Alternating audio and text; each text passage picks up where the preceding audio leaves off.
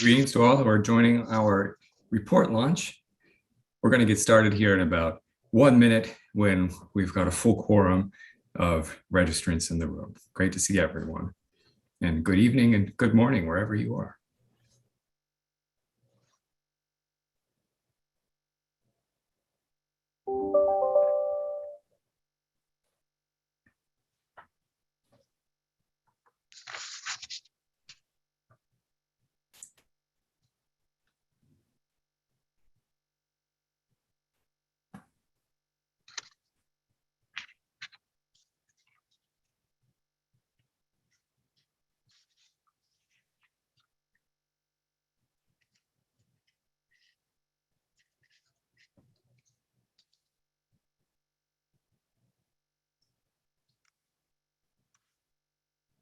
Well, welcome everyone and happy holidays from Washington, D.C. here in the United States. Thank you all for calling into what is now our second report launch for the Mekong-U.S. Partnership Track 1.5 Policy Dialogue Series.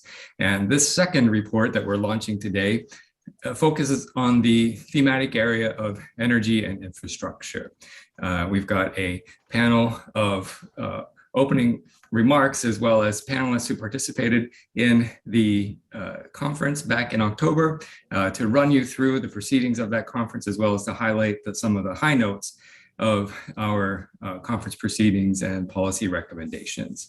My name is Brian Eiler. I'm the director of the Stimson Center Southeast Asia program and part of the four-person brain trust that is carrying out this policy dialogue series, the Track 1.5 policy dialogue series over the next 2 years.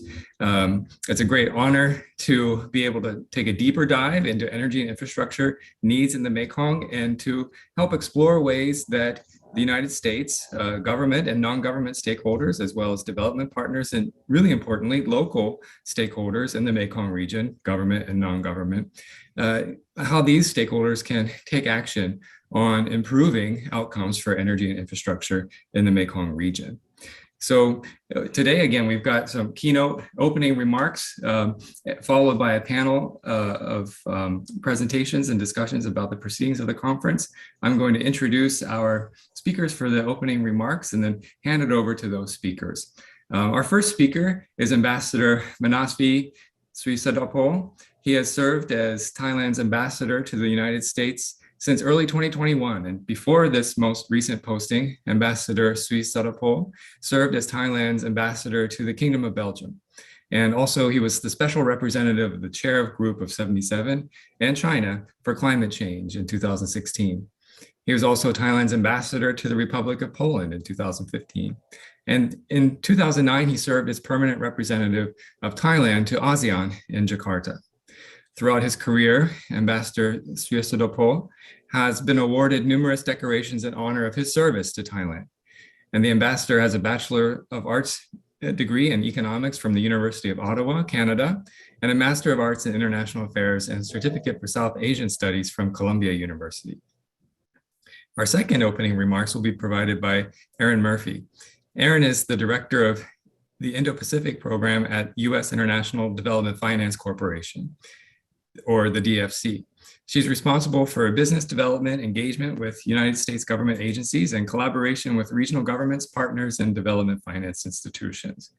Prior to joining the DFC, she was the founder and principal of Inlay Advisory Group, a Myanmar and emerging market-centric strategic advisory firm promoting responsible and transparent investment and supporting businesses and organizations, from Fortune 500 companies to nonprofits, and helping them enter and successfully navigate challenging markets. We all learned a lot from Erin in her role at Inlay about what was happening in Myanmar at that time.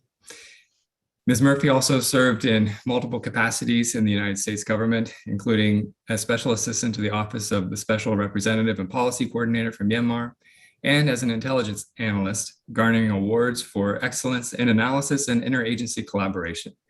Ms. Murphy was a 2017-2018 Council on Foreign Relations Hitachi International Affairs Fellow in Japan, and she currently serves on the Advisory Council for the Southeast Asia Forum for the Stimson Center. Ms. Murphy is a graduate of Tufts University and holds an MA from the Johns Hopkins School for Advanced International Studies with a focus on Japan studies. So I'm going to turn the virtual mic now to His Excellency, the Ambassador. Ambassador, over to you. Greetings, Brian, and Sawadee Krap to all speakers and participants. Thank you for the kind words of introduction, and thank you for the invitation to offer some remarks on a very important and promising region in ASEAN. As a newcomer to the US, relatively, I was very elated to welcome the US administration's renewed vigor to engage with Thailand, with ASEAN and the Mekong sub-region. Thailand truly appreciates the interest, attention, and energy given by the US government, its agencies and think tanks to the sustainable development of the Mekong sub-region over the past decade, and even more so under the current administration.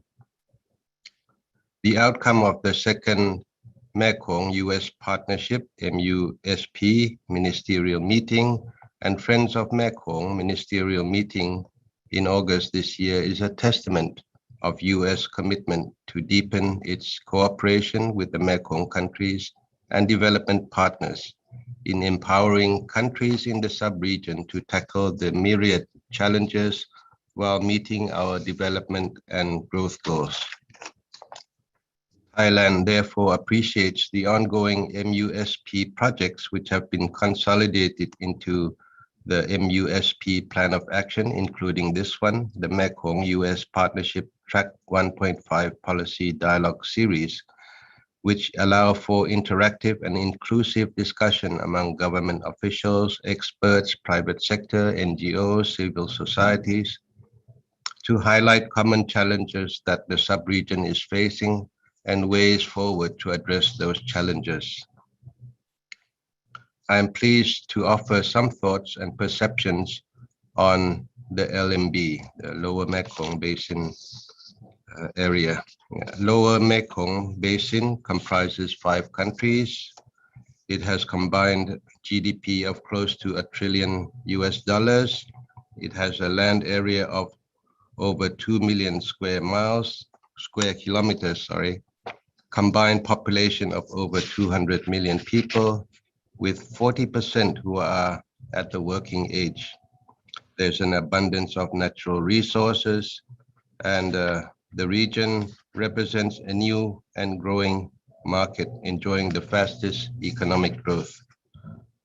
For Thailand, we account for 60% of the GDP, and it's in Thailand's interest to see sustainable development in the Lower Mekong Basin. We want to see growth, we want to see increased connectivity and inclusive growth. Given the rapid economic development in the Mekong Basin, there is rising need for the region to generate more electricity to meet the demand. It is estimated that over 150,000 megawatts of new electricity generation projects will be needed in the sub-region through the mid-2030s.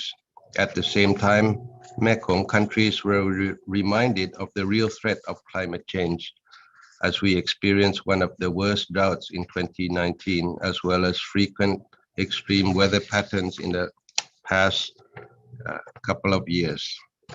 Today's report is timely in reminding us to identify challenges, learn from one another, and find ways to address such challenges. It will serve as a valuable input to the US government, to stakeholders and countries in the Lower Mekong Basin. On our part, Thailand announced its goal to achieve carbon neutrality by 2050 and net zero greenhouse gas emissions by 2065. And with adequate, timely, and equitable support of technology transfer and cooperation, as well as availability of green financing facilities, Thailand can increase our national determined contribution to 40% and reach the net zero greenhouse gas emissions even earlier in 2050. To achieve these goals, Thailand's National Energy Plan has set the following key targets. increase renewable energy proportion in new electricity generation to 50% in 2040. And this year, we implemented the world's largest floating solar farm in Sirinton Dam.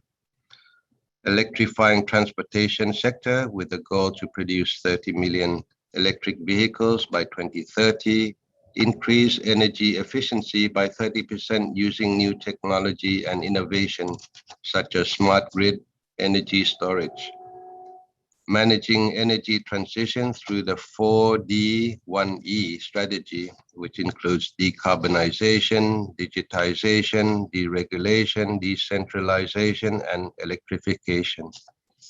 Thailand also supports regional cooperation on energy planning and cross-border energy trade, such as through the ASEAN Power Grid projects, which is being implemented to increase power interconnections within ASEAN.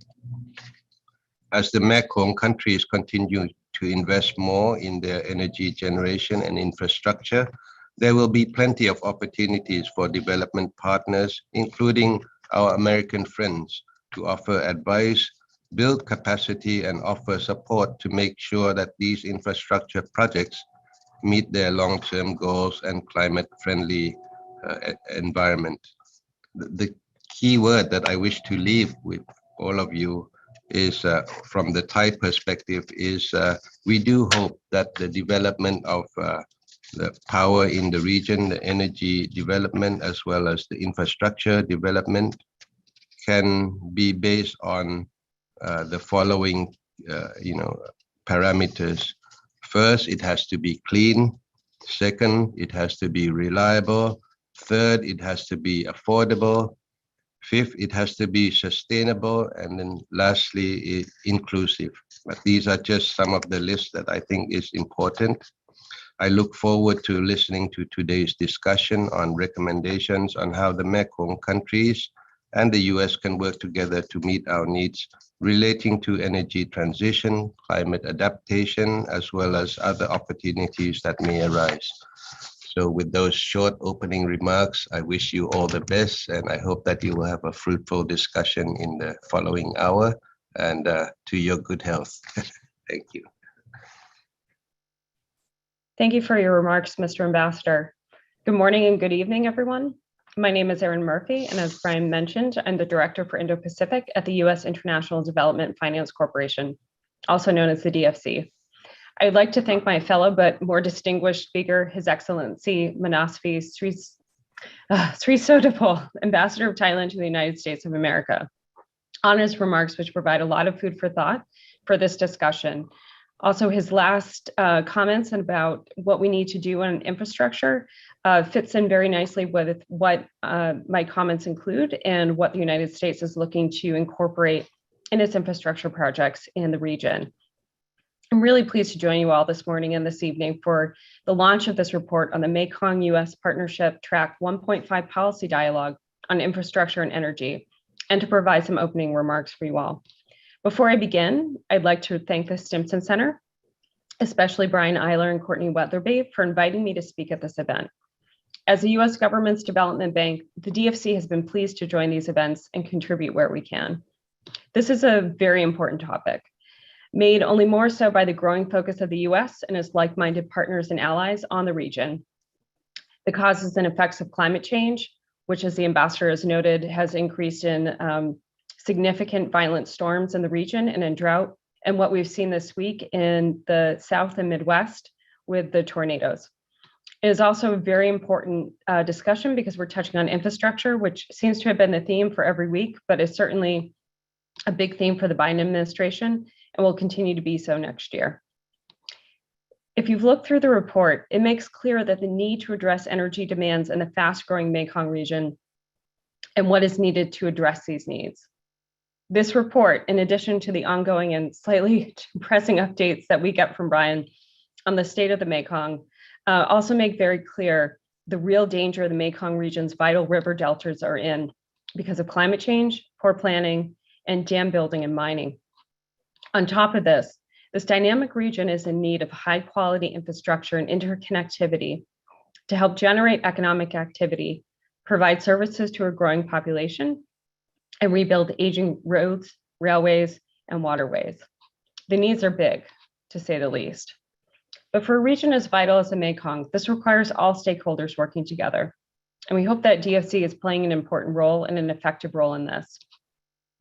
DFC is looking to do its part to support the region through making investments to support local and other private sector actors, pursuing projects in clean energy, such as helping to build resilient infrastructure, nature-based solutions to mitigating climate change, such as mangroves, reforestation, and fostering the health of natural carbon sinks, and finding ways to assist in the Mekong's energy transition from coal and fossil fuels to more sustainable and low to no carbon emitting sources. In April, DFC announced that it would achieve a net zero emissions portfolio by 2040. And DFC also looks to substantially expand its support for climate-linked projects so they account for at least 33% of our new investments beginning in the fiscal year 2023. We're also looking to commit at least $50 million in funding over the next 5 years for feasibility studies and technical assistance to support the identification, design, and implementation of climate-linked projects. This is slightly different in the technical assistance that USAID proposes, and that we're looking to find projects that are not quite DSC ready, but will eventually support our pillars on climate change and also will be a great DFC project that we can support. This climate action facility is designed to help DFC build this portfolio and meet its climate mitigation, adaptation, and resilience investment goals. DFC also plans to work with other DFIs and MDBs and governments, and we've established a climate team led by our Chief Climate Officer, Jake Levine, to oversee all of this work. So DFC is really committed to combating the effects of climate change through our investment support to the Mekong region. We are also focused on supporting high-quality, values-based infrastructure projects. DFC already incorporates adherence to world-class environmental, social, and governance standards in our project screening and assessments, ensuring that the projects we support are consistent with our values and create positive pressure in the market to meet the same standards. These are the types of standards the ambassador alluded to and what we're looking to support so that this region can get used to having an alternative and having a high quality infrastructure project that is transparent and that meets the needs of the country. DSC is actively working through several initiatives, including the Build Back Better World, an infrastructure initiative that was announced at the G7 summit in Carbis Bay in June, our trilateral infrastructure partnership that the DSC has with Australia and Japan, also through the Quad, and a variety of other initiatives, including the recently announced Indo-Pacific strategy. And this will help broaden our partnerships, which can then draw on all of our tools and expertise to support projects that address the needs outlined in this report. DFC is also lucky to have a good team in the field, including in Bangkok, Singapore, Jakarta, and Mumbai, which is working to build our pipeline to provide investment support, particularly in Bangkok, Jakarta, and Singapore, to support the Mekong region on climate-related and other key types of infrastructure projects. For example, DFC provided a loan to support an aquaculture project in Vietnam. We supported the facility's expansion to sustainably harvest barramundi, which also contributed to creating 400 good-paying jobs for the local population. This has resulted in reduced food waste and methane emission due to the facility's adopted fishing techniques. Though this is not in the Mekong, there's two other projects I want to highlight that we've done in the Indo-Pacific region that we're looking to replicate in the Mekong region as well. We provide an investment support for a women-owned company in Indonesia that recycles ocean plastics into textiles. If you don't know what that looks like, and it's hard to imagine that water bottles and other types of plastic can be used to make thread, for any women on the call, if you've seen Rothy's, this company didn't necessarily contribute to Rothy's, but that's the type of textiles that we're talking about in making shoes and clothing and other types of materials that we wear. We also just announced last week a $500 million loan to the US company First Solar to help produce solar panels in India. So this is an idea of helping provide manufacturing support in the region to help produce solar panels. And we're looking to do this in other areas as well in renewable energy, including battery and storage. We want to support similar investments in the Mekong and are aiming to increase our portfolio in the region over the coming years. We're looking at agriculture technology, renewable energy solutions, including energy storage to help create grid reliability, waste to energy projects, transportation electrification, and contributing to building resilient infrastructure that will be able to mitigate and survive the impacts of climate change.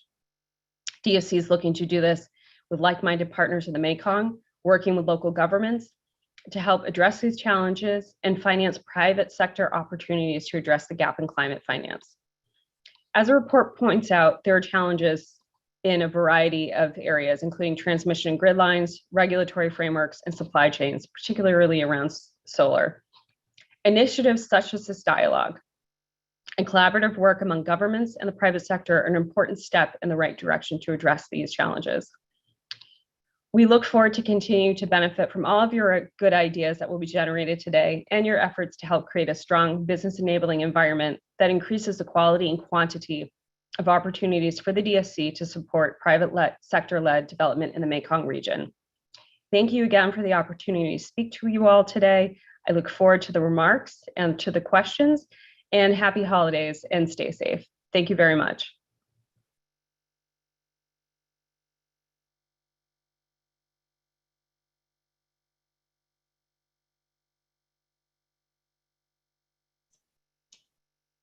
Thank you, Erin. So I think we're over to Jake now to moderate the discussion for the rest of our panel. And Jake, you're muted. Thank you. Thanks to the ambassador and to Erin for some stimulating opening remarks that I think provide a really good start off for today's discussion. So I've got the pleasure of moderating the next session.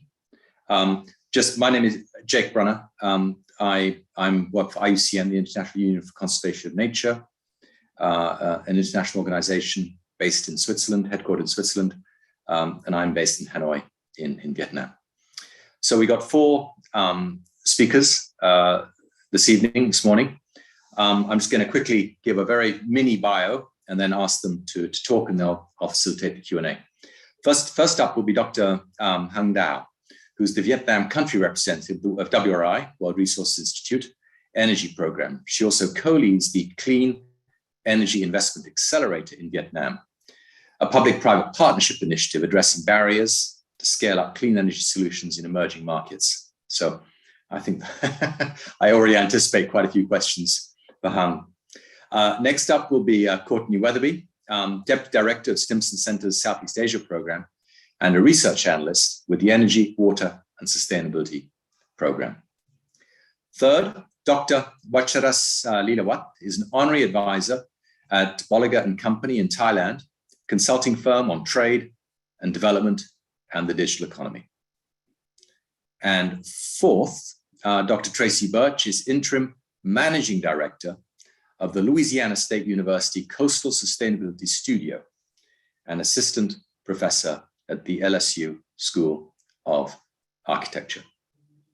Hang, I'd like to pass the microphone to you to kick off.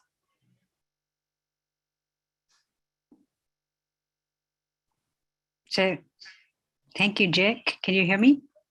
Yes.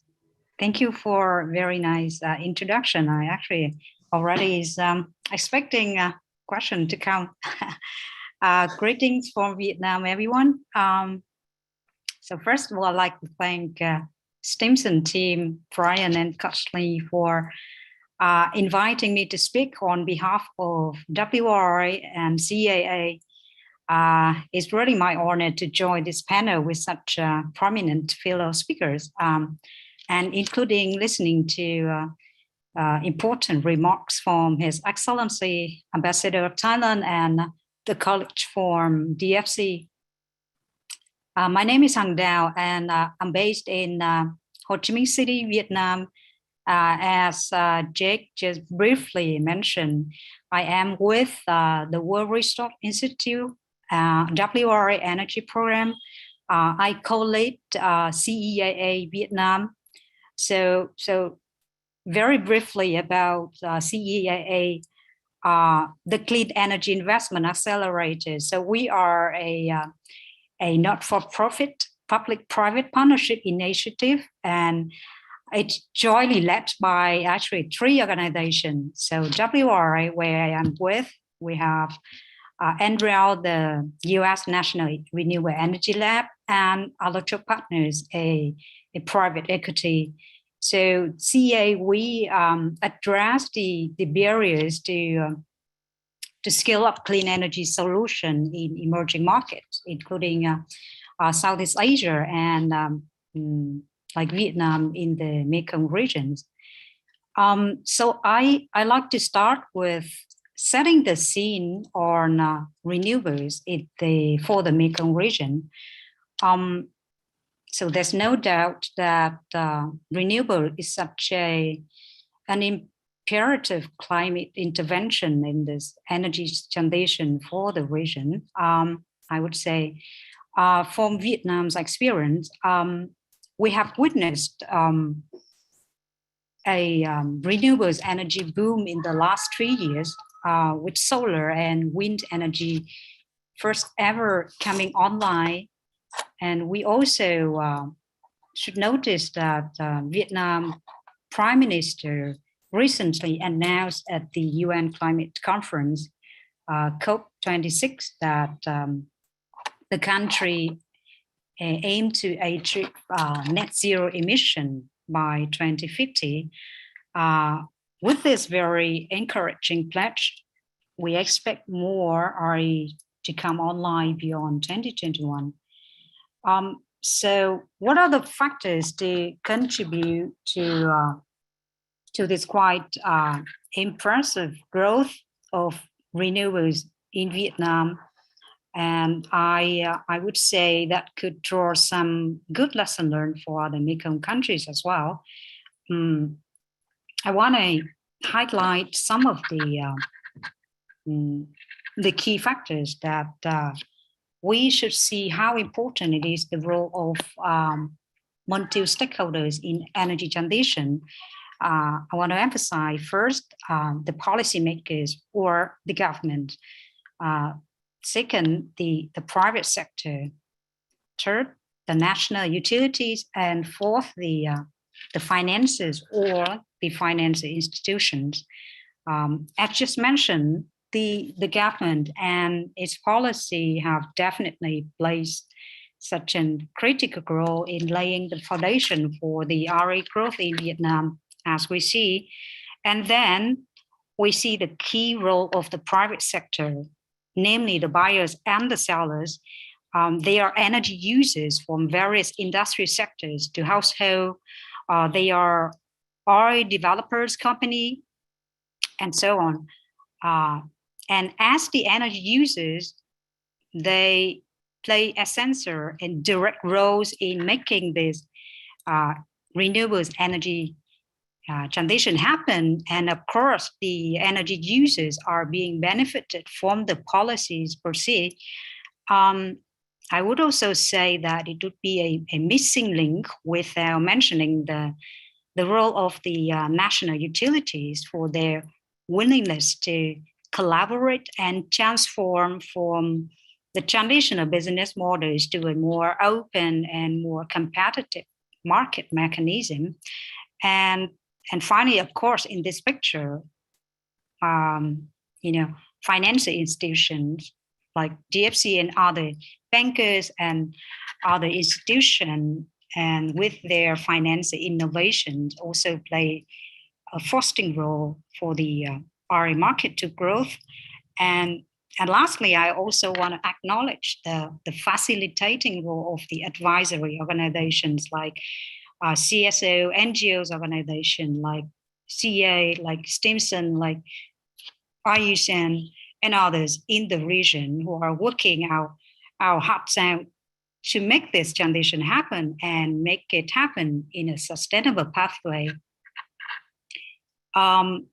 So I also want to very briefly mention about the other side of this successful story, particularly for Vietnam, about renewable energy growth. So despite all of this, the That's an impressive growth in Vietnam recently. We see multiple challenges remain, and the existing market barriers could still hinder the progress of this energy transition. I want to highlight that it's so important for the country to have clearer and stable policy direction for clean energy. This is to support the market to make better and more secure investment decisions.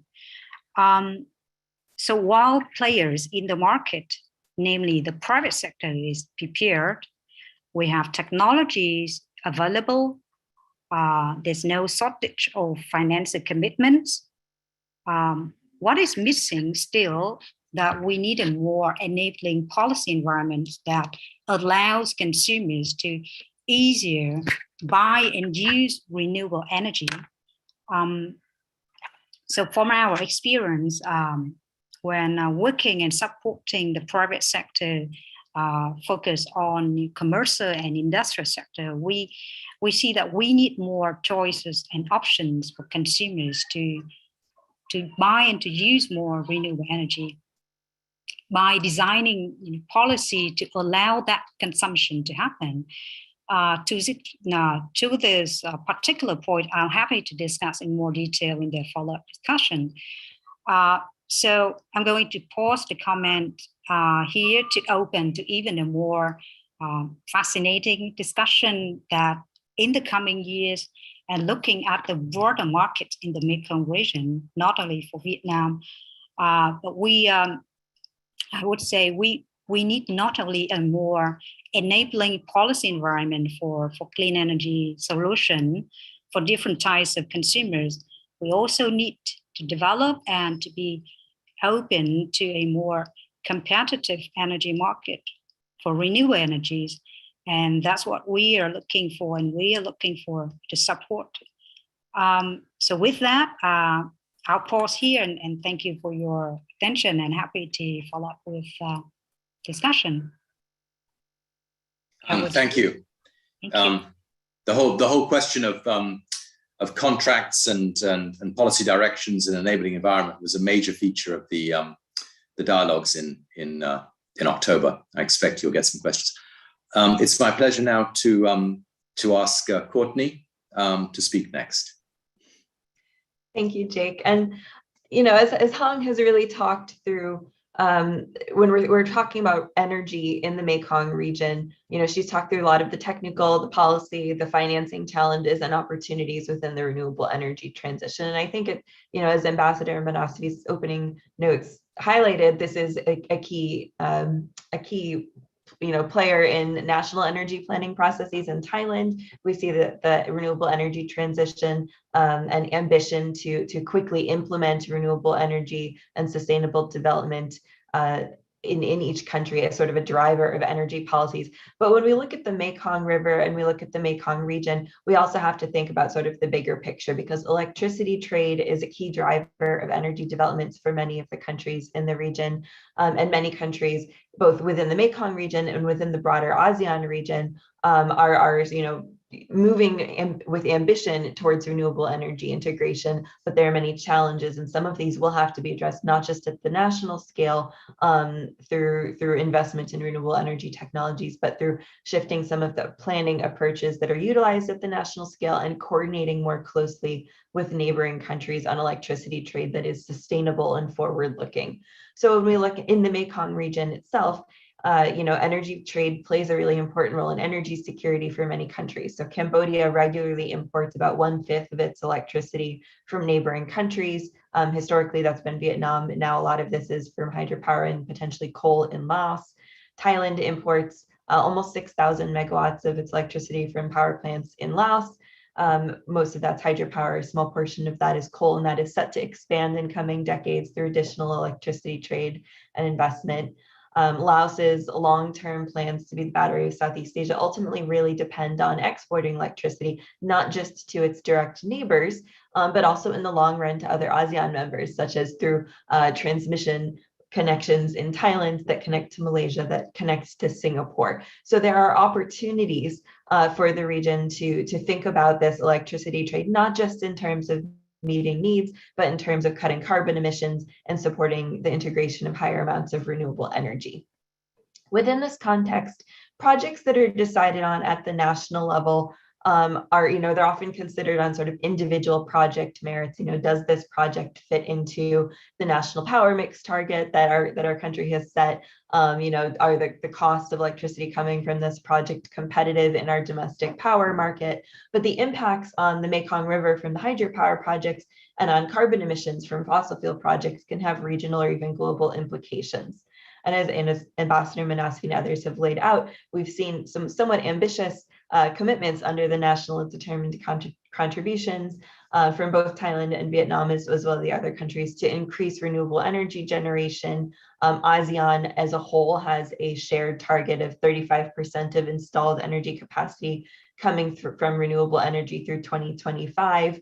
And there are really opportunities when we think about, planning approaches and regional energy trade to strategically coordinate, not just on domestic deployment of renewable energy, but on approaches of investment and of power trade, which could limit the negative impacts of specific energy projects, such as, for instance, some of the controversial large-scale hydropower dams on the mainstream of the Mekong, or some of the expanded coal that we're seeing in the pipeline for projects, which is intended not just for domestic audiences, but also for regional electricity trade.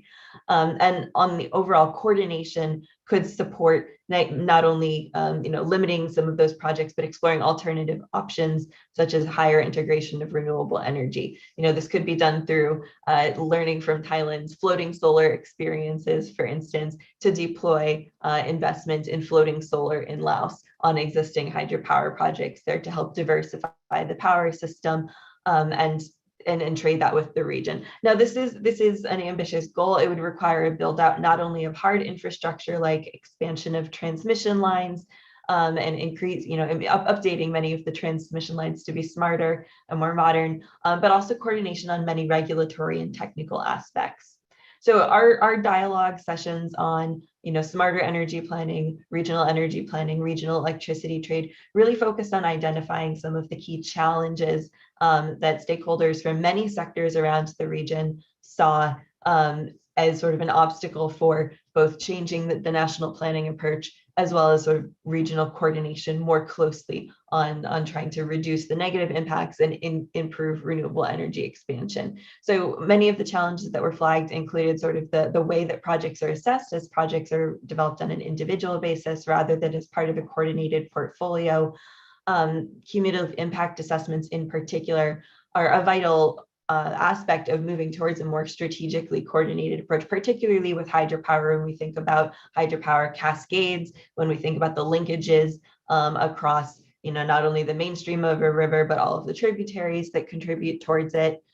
Those cumulative approaches have rarely been fully integrated into national planning approaches. Often hydropower is developed or viewed through a separate lens as the broader planning approach. So recommendations from our dialogues at the policy dialogue really focused on integrating requirements for cumulative impacts into the national planning processes, doing them beyond just looking at environmental and social perspectives, but as part of an integrated power planning approach that considers multiple project scenarios, multiple energy trade scenarios for the long run, and ultimately could identify ways to optimize outcomes. Similarly, climate change is currently, we're seeing and feeling the impacts of climate change globally in terms of intensive weather events, in terms of slow changes to the intensity of rainfall and the availability of water. Obviously in the Mekong region, that's particularly important, not only for risk management, but when we're thinking about power production, thinking about sort of the long-term modeling and reliability of hydropower as part of a broader energy system. One opportunity here is to sort of more directly require and integrate climate change into power planning processes and project operating rules, so that rainfall, timing, intensity, likelihood of drought are all directly considered in sort of the project development phase in the national planning processes. And finally, one of the key challenges that was flagged for regional electricity trade is sort of the challenges of legal and regulatory frameworks related to power interconnections. This has, related to power purchase agreements, related to the pricing, which can differ significantly per country. There are obviously opportunities for ASEAN as a whole, or the Mekong specifically, to move towards a more harmonized and coordinated system. And there are many actors which are already working in this space. But one of the key sort of flags that came out of our policy dialogues was the need for a regional body to be identified and created to support regional energy planning, as well as harmonization of those legal and regulatory frameworks. And I do think within that space, there is a lot of opportunity for lessons learned, both from countries within the Mekong region, as well as from experiences internationally, with supporting broader integration of renewable energy, with thinking about ways to adjust power purchase agreement terms and requirements and manage energy systems in a more coordinated manner. One sort of local opportunity to expand on, I think, is Vietnam's recent coordination with Laos of a power purchase agreement terms for wind power rather than traditional coal or hydropower options. So learning from that and seeing how that can be applied to other bilateral trading relationships, or ultimately multilateral trading relationships, I think would be a boon. I'm going to stop there because I want to make sure we have a chance to get through our final summaries of the non-energy related sessions and have an active discussion with everyone in the audience. But I hope that has sort of seeded some thoughts and questions for discussion. Thank you, Courtney. You touched on a lot of important issues, particularly the opportunities for transboundary cooperation to optimize gains across countries internationally. But without further ado, I'd like to move on to the third speaker, Dr. Wacharas Lilawat. Dr. Lilawat, over to you. Thank you very much, Jake. Sawasdee Krab. Good morning and good evening to all of you, and thanks the Stimson Center for inviting me to this launch event, and I would like to congratulate IUCN and Stimson Center for completing this report. Yeah, I'm going to talk about the regional connectivity in the Mekong region. When we talk about the connectivity in the region, I'm glad that the LMI, the Lower Mekong Initiative, has been upgraded to be the MUSP, the Mekong-U.S. partnership, and the economic connectivity is one of the priority area that will be continue to be supported by the MUSP. I have 3 points to make in terms of regarding the regional connectivity. One is on the physical connectivity. Another one is on the regulatory connectivity, and another one is on the digital connectivity.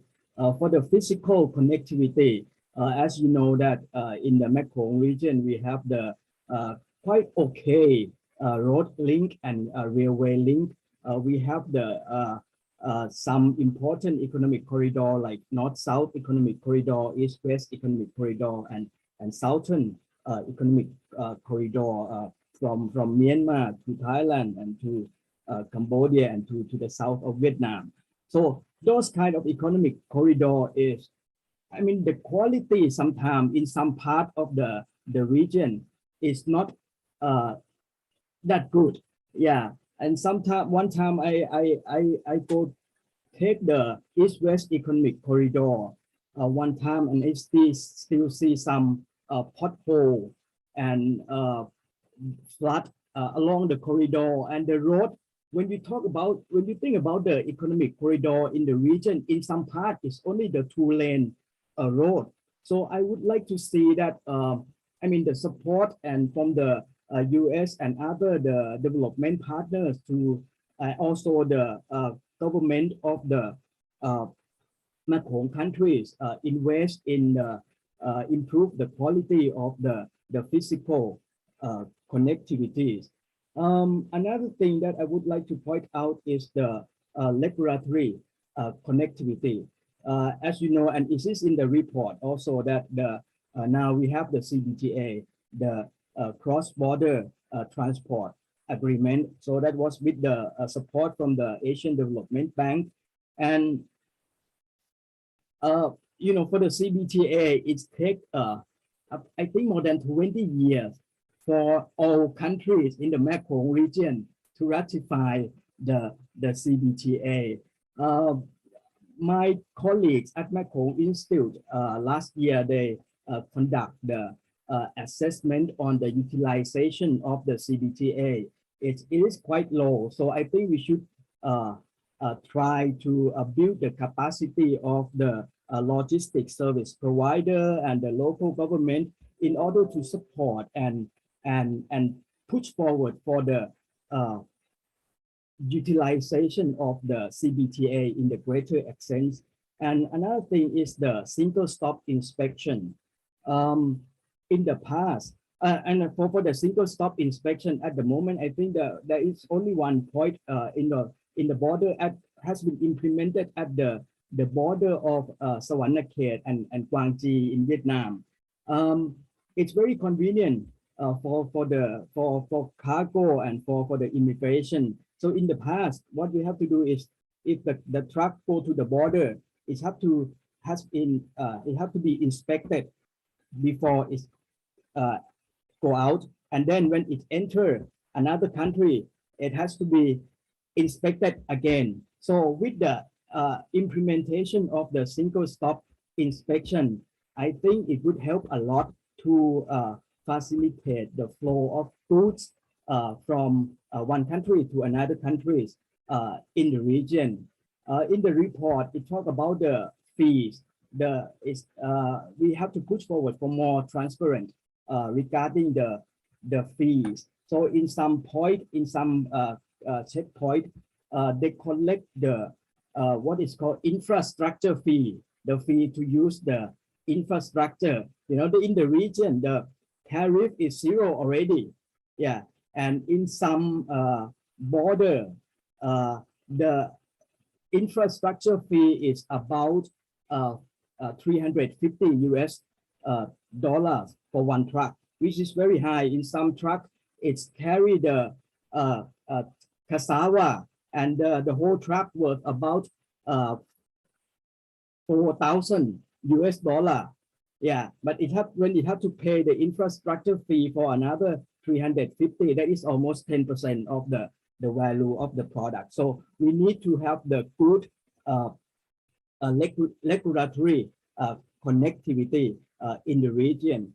And another thing, when we talk about the regulatory connectivity, the important party that involved is the provincial government. The provincial government at the border, they are very important. If they discuss on the problem and identify the problem and identify the solution, then it will help make trade, cross-border trade in the region flow more quickly, more easily, and less costly. The last point is digital connectivity. I would like to see the MUSP to provide the support on build the capacity of the digital capacity of the custom officers and the SME, MSME, ME in the region.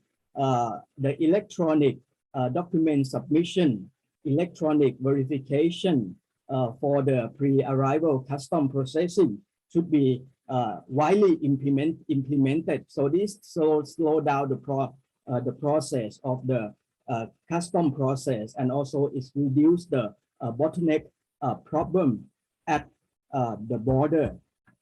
That is all my 3 points, and I would like to see the MUSP to support the physical connectivity, regulatory connectivity, and digital connectivity in the Mekong region. Thank you very much, and happy holiday to all of you. Thank you.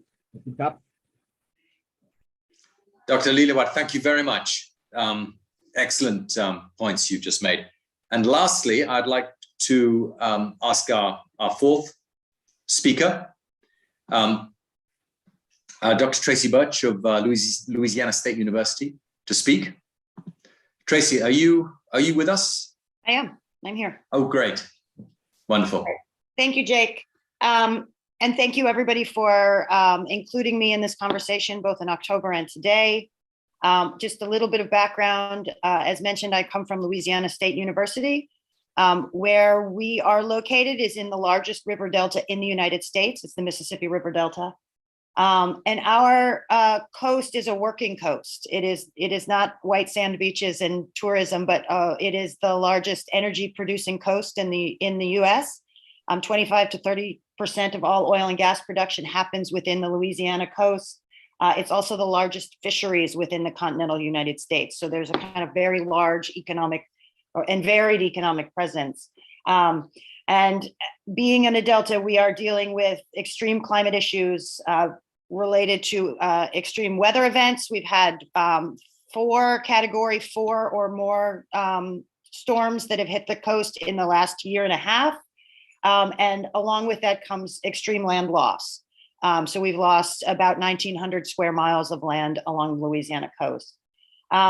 Many of the issues we are dealing with are directly related to engineering of the Mississippi River and the separation of the deltaic landscape from the necessary sediments that could kind of counterbalance the impacts of climate change. As such, the state of Louisiana has a $50 billion coastal restoration and protection plan with a wide range of nature-based solutions, nature-based and kind of gray infrastructure solutions that are designed to help restore and maintain landscape function. In large part, that is to support and the local economies, whether it's energy or fisheries. What's interesting is that a lot of this work is being done in the name of preserving culture, but as a state and a country, we struggle with recognizing what that means. What does it mean to try and preserve a place for people when we talk about landscape units and ecosystem units and economies? And so that is in large part the kind of realm that I work in, is how do we maintain communities and workforces necessary to support those industries while dealing with repetitive and increasing climate impacts. So as mentioned, I am the managing director of the Coastal Sustainability Studio. This is a multidisciplinary research institute at LSU that is designed to bring natural sciences, civil engineering, social sciences, and the design field. So I'm in the School of Architecture, landscape architecture, a whole range of other people together to try and address those issues. How do we really think about ecosystem design as something that includes people as well as natural functions? Several of we couldn't do the work we do without having partners, and we have many partners. U.S. Army Corps of Engineers is one of our main partners, the Federal Environmental or Emergency Management Agency. At the state level, it is the State Coastal Protection and Restoration Authority, which has become the consolidated unit for coastal planning and restoration in the state, as well as the Office of Community Development, and then local and regional governments as well. Our niche, as I said, is kind of the human coast and how to help people and economies survive in this landscape. We've been doing this for years now. And I would say that based on even the report that's coming out now, but the work that we've been doing, there's some kind of key takeaways that might be useful and beneficial. The first is that even though we are such a large kind of traditional energy producer, we are recognizing the need to shift to clean energy. 2021 was the first time that we started to talk about wind farms in the state of Louisiana. We are very much about oil and gas production. And so the state and federal government have begun testing the locations and potential for offshore wind. And so even here in the heart of oil and gas country, we are making that shift. We recognize that with all the money that we have and will spend in the coast, restoration will never return us to a landscape that we actually recognize. But we will create new landscapes, and we will have to try and understand what that means for people who live in those places. These efforts have also resulted in vulnerable communities. And as much as we don't like to have the conversation, we have had to shift the conversation to migration. And what does it mean to also migrate people away from those places? And when we migrate them away, where do we send them to? What does safe mean? Because many of these things are happening further inland. Floods are happening farther away from the coast. The coastal processes are moving inland. And so we've had to kind of grapple with a lot of those things that are not easy questions to ask. Our goal has been to kind of, again, take this multidisciplinary approach to better understand these very complex systems. Part of what we do is trying to convey risk, that no matter what we build or how much we spend, we will always be at risk. And so what does that mean for communities? And when people have more of that knowledge, it helps to build stronger communities and more resilience. And then finally, I would say that there is a real need to embrace and develop a whole suite of nature-based solutions, from the kind of community level all the way up to the coast-wide level. And the only way to really do this is to create large-scale partnerships. And often that becomes about partnering universities who can do that research and on the ground work with government agencies, and then industries who want to embrace new technologies, but really often don't have the capacity to be able to develop them over time. And so bringing all these people together is critical. For us in Louisiana, we wouldn't be where we are today without partnerships with the Dutch. Particularly in the wake of Hurricane Katrina, there has been a lot of coordination between the Dutch government and Dutch companies and the state of Louisiana. So we have learned from that partnership, and there are very big opportunities for us to partner as a state and as higher education and as a series of communities with Mekong countries in order to build that kind of knowledge and resilience across the globe. So with that, I'm happy to take questions.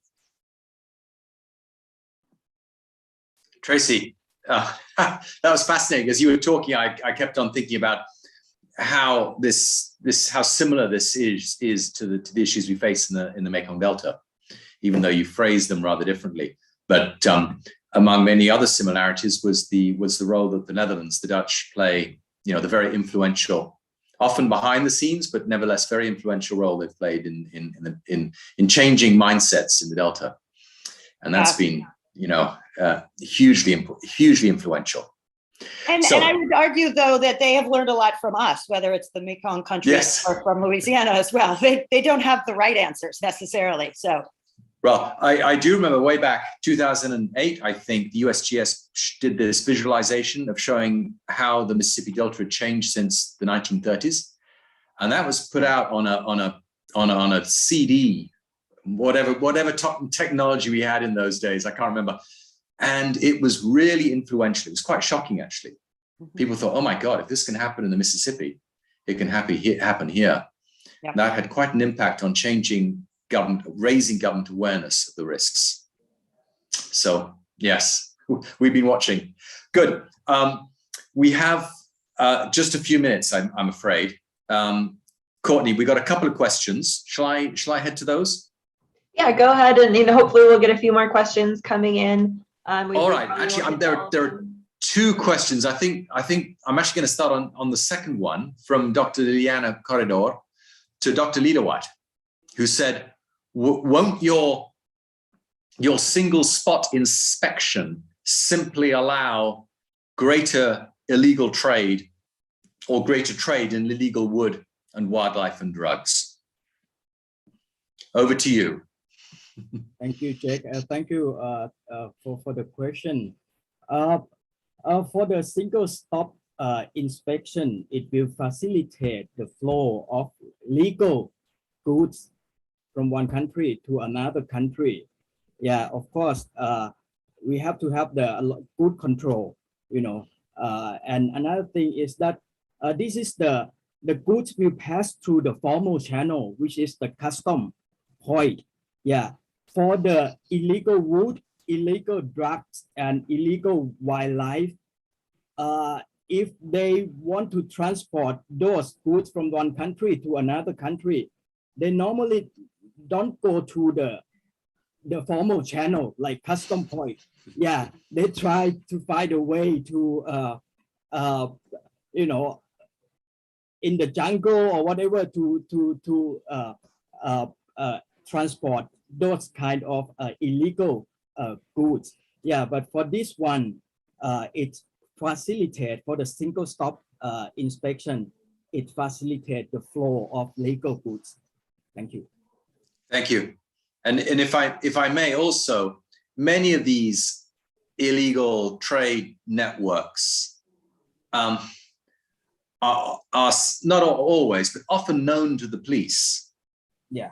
And it's really relying on border checkpoints to significantly disrupt them is pointless. Right. You need to really go upstream and rely on the good police work. I'm particularly thinking in Thailand and Vietnam, very strong, police systems. That's where the real gains will happen. Second question is on Lao, regarding Lao. It's from Mike Burton, regarding the reduction of carbon emissions, given the big increase in mining over the last 20 years. I'm just wondering whether, Courtney, you want to take that one on? Challenging, Well, I think. I'm happy to jump in with it with an initial note. And, I think that's a very good question. I have not done as much as I would like on sort of the emissions coming from mining, but for my quick survey of Lao PDR's NDC commitments, they are obviously looking to reduce carbon emissions, and they have a target of reducing them by 60% compared to a business as usual scenario. But to my knowledge, the NDC doesn't directly focus on mining. I think most of the commitments for carbon reductions inside Laos are focused on land use. So there might be some impact from mining there, but I think they're mostly looking at land use and forestry, looking at deforestation and the contributions of deforestation to emissions, as well as to renewable energy. I mean, when whether this is accurate or not, I think is a question that deserves discussion. But hydropower is broadly perceived as a low carbon alternative. So when you look at Laos's plans for developing, up to 13,000 megawatts or more of hydropower capacity over the next decade, and then potentially developing some wind and solar, I think those sort of energy shifts are more where we're seeing Laos NDC commitments focused. Hong might have thoughts on this as well. I'm not sure.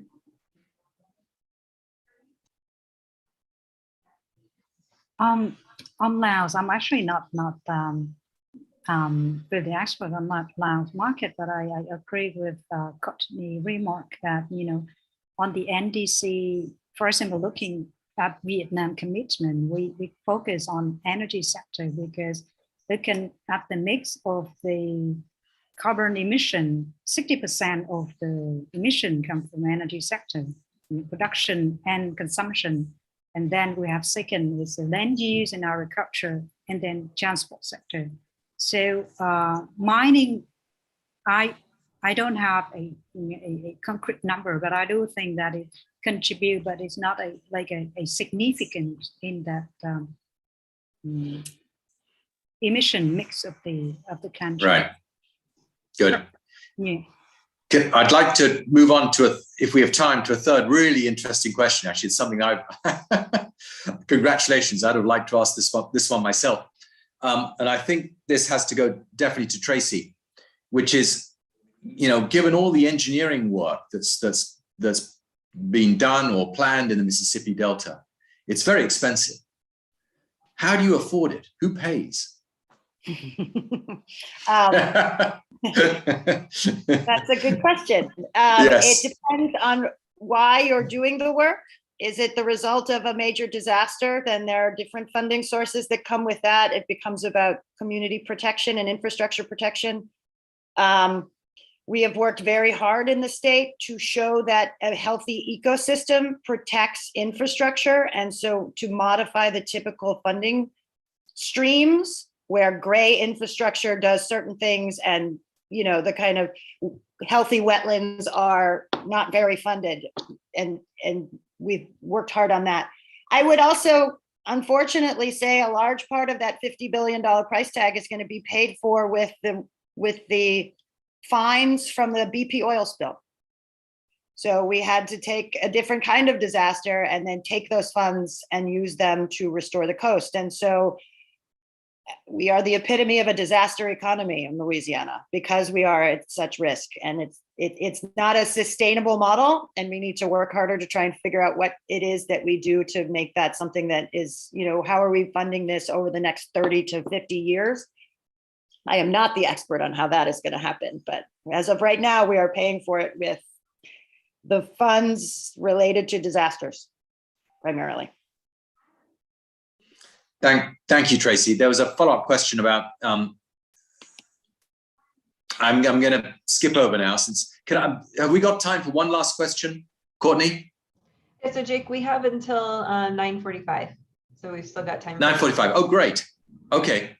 Well, then I will go back up to there was a follow-up question about how are similar efforts in the Mekong going to be paid for? Another very good question. I can perhaps actually just quickly answer that.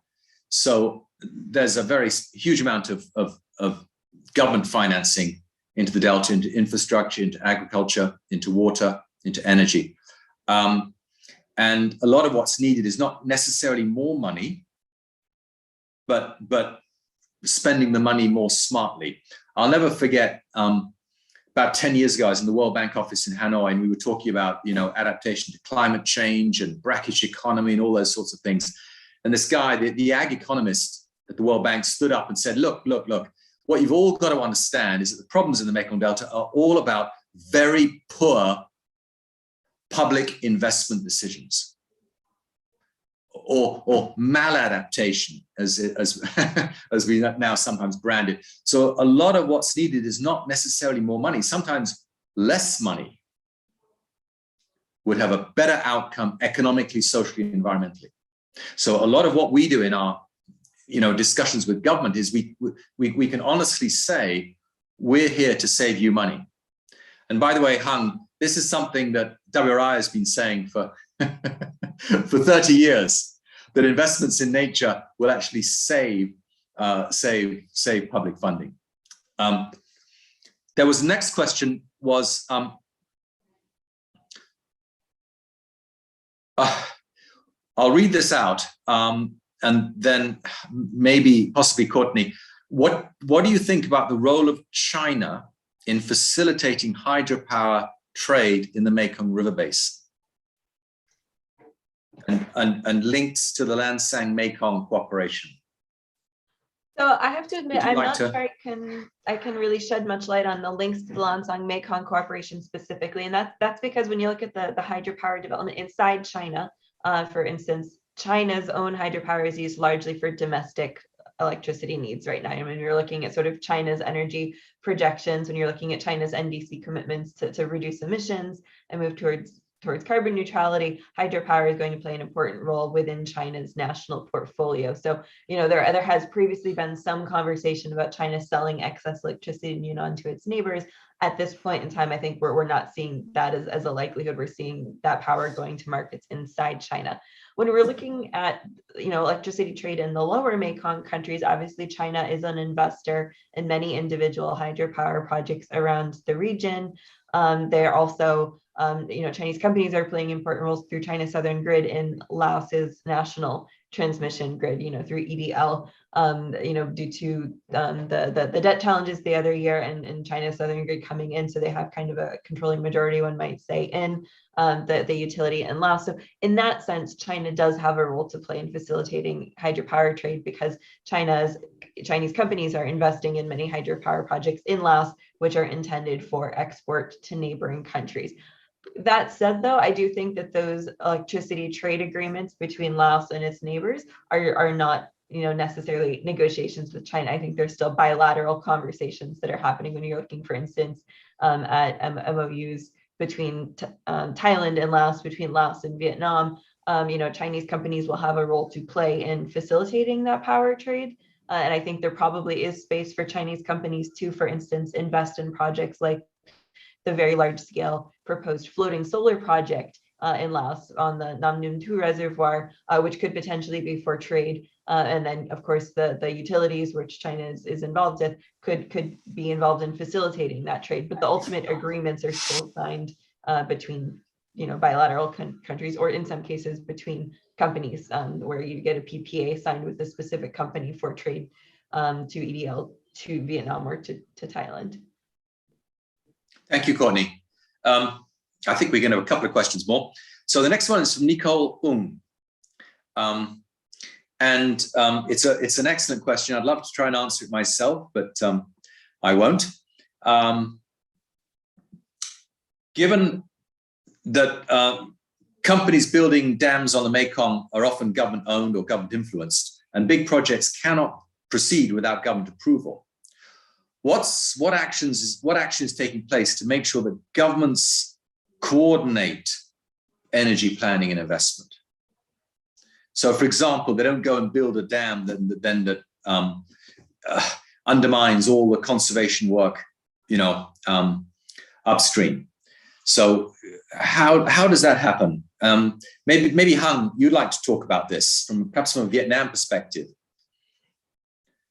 Why aren't we seeing more regional planning and investment when it comes to energy? We talk about the energy infrastructure of the non-hydropower, let's say, because hydropower in Mekong region is another issue that could open, I think it's more question than answer for us in this particular discussion. But I like to focus on the non-hydropower energy infrastructure, as mentioned by Courtney and other speaker about the connectivity. This is the coordination of the grid.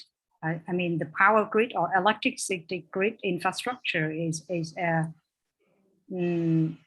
challenging, because within a national grid, within a country, we need a national code.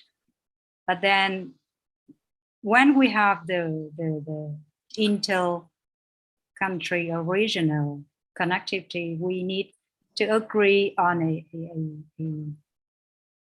a regional code, the grid code, which might be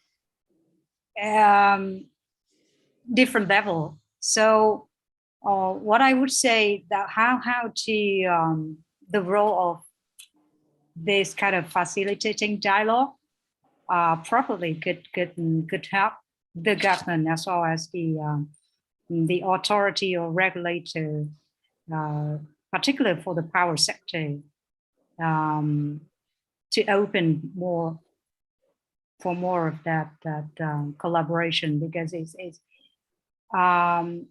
something that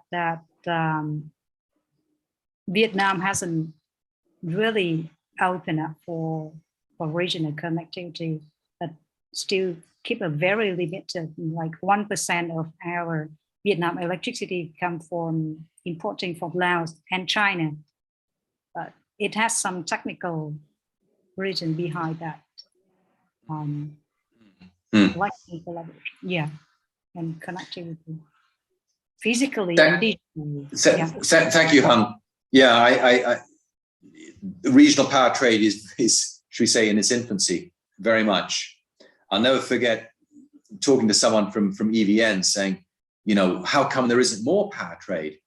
And this was several years ago. And the simple answer is, we don't trust them. If we sign a contract with Cambodia or Laos, we honestly not sure they will actually deliver. So we much prefer to focus on, made in Vietnam power, which maybe, that's not a stupid position. That's probably based on real experience, although that's possibly out of date as well. I would just like to perhaps just finish off and ask Courtney, because about a year ago, we hired the Stimson Center to do a study of energy options in the 3S river basins. So this huge transboundary river basins in Vietnam, Cambodia, and Laos. And for me, the take-home message was both the enormous benefits, mutual benefits from transboundary planning and investment, energy planning investment, but also the fine margin between getting a positive environmental outcome and getting, a huge amount of damage. And it all hinged on willingness to cooperate, if I recall.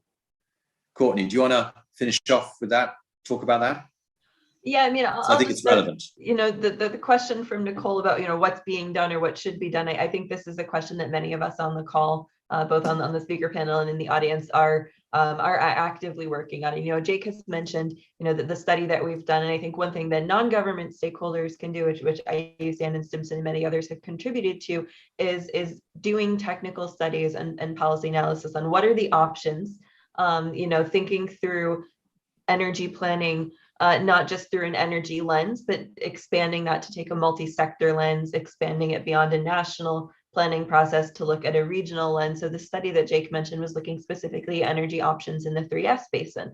And there are many outcomes here that could occur. And really the ultimate determining factor is whether countries are taking a coordinated approach, looking at cumulative impacts, looking not just at an individual project's merits, but how that individual project fits into the broader energy portfolio within the basin, inside the country, and across a transboundary river basin, and thinking through, are we picking our projects strategically to minimize environmental impacts? Because again, when we look at individual projects, when you look at the energy planning process, you have national targets for power mixes, and then you've got projects that will slot in to fill those national targets.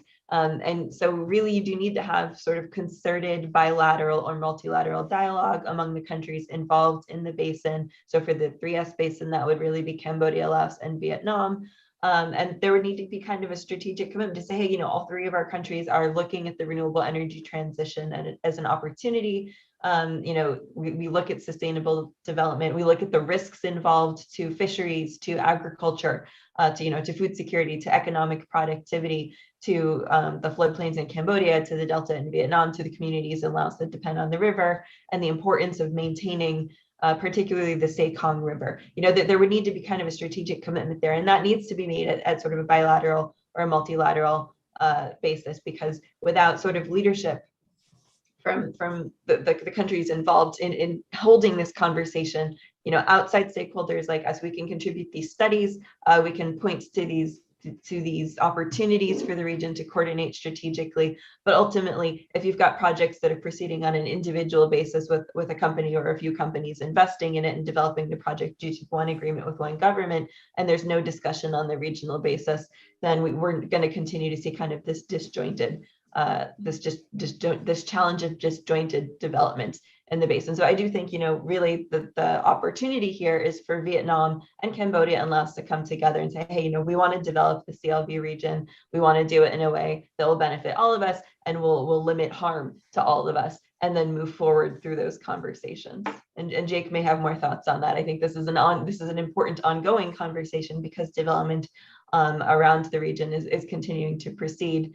And what we want ultimately, I think, those of us in the United States, those of us in the Mekong, I think what all of us hope to see is a future where we see a successful renewable energy transition and a successful conservation of those key remaining tributaries and contributions to natural ecosystems and natural flow. Thank you, Courtney. I fear my time is up. It's 9:48. Should you now take over? So I'll just go ahead and jump in then and say, yeah, so I know we've kept everyone a few minutes past the time we said, so it's been a good discussion. I know we're getting just at the tail end here. We got, I think, 8 additional questions. So we'll keep an eye on those and may send some thoughts on out through Twitter to answer some of those questions for everyone. But I just want to say thank you to all for attending. I know that these policy dialogues are something that our team really enjoys doing, because we see them making a concrete recommendations and suggestions for things that a variety of stakeholders, from governments to private sector to academic to civil society organizations, can take. And we hope to sort of continue this conversation with many of you on the call on this topic as some of these recommendations move towards implementation. So with that, I'll just say thank you all for attending today, whether it's morning or evening from where you're calling in. And we hope you all have a wonderful holiday season, a wonderful start to 2022. And we'll likely look to see many of you in a few months after we hold our 3rd policy dialogue in the 1st quarter of 2022. So with that, thank you all. And I think we can go ahead and